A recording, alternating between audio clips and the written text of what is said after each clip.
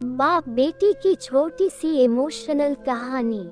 Waiter ने कहा, और क्या मैं आपके लिए कुछ ला सकता हूँ? नहीं नहीं, मुझे कुछ नहीं चाहिए। डोसा लाया, चटनी सांभर की बात ही अलग है। अपनी बेटी के लिए डोसा ऑर्डर कर चुके बाप ने कहा। बेटी डोसा खाने में मग्न थी और वह अपनी बेटी की तरफ प्रशंसा भरी निगाहों से पानी पीते पीते देख रहा था।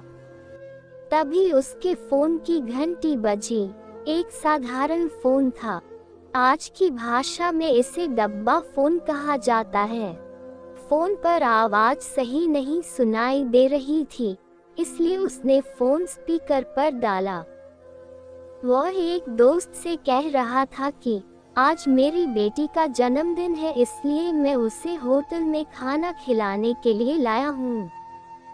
मैंने कहा था कि अगर तुम स्कूल में फर्स्ट रैंक लाओगी तो मैं तुम्हारे जन्मदिन पर तुम्हें होटल में मसाला डोसा खिलाने के लिए लेकर जाऊंगा। वह डोसा खा रही है। दोस्त बोला, अच्छा अच्छा, तुम क्या खा रहे हो? मैंने कुछ भी नहीं मंगाया।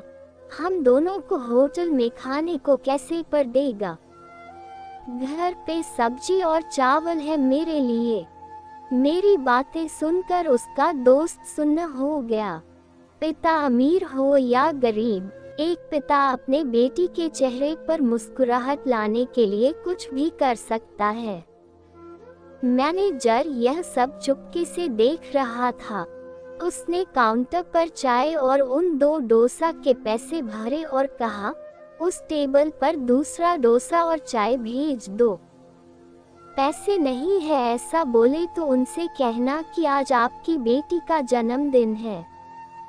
क्या आपकी बेटी स्कूल में फर्स्ट आई है?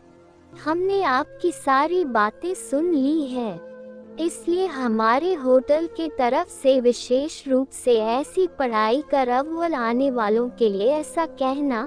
इसके लिए कोई बिल नहीं है, लेकिन कृपा करके मुफ्त इन शब्द का उपयोग ना करें।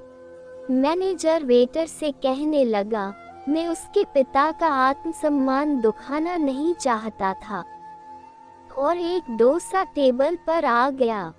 पिता चिंतित हो गए और कहने लगे कि मैंने एक ही डोसा मंगाया था। तभी होटल के मैनेजर ने कहा, अरे आपकी बेटी स्कूल में फर्स्ट आई है ना? हमने यह बात सुन ली, इसलिए हमारे होटल के तरफ से आप दोनों के लिए फ्री। पिता की आंखों से आंसू आ गए।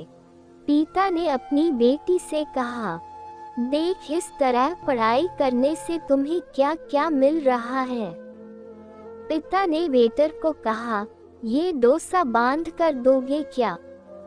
मैं और मेरी पत्नी हम दोनों आधा आधा खाएंगे। उसे कहा, ऐसा खाना मिलता है।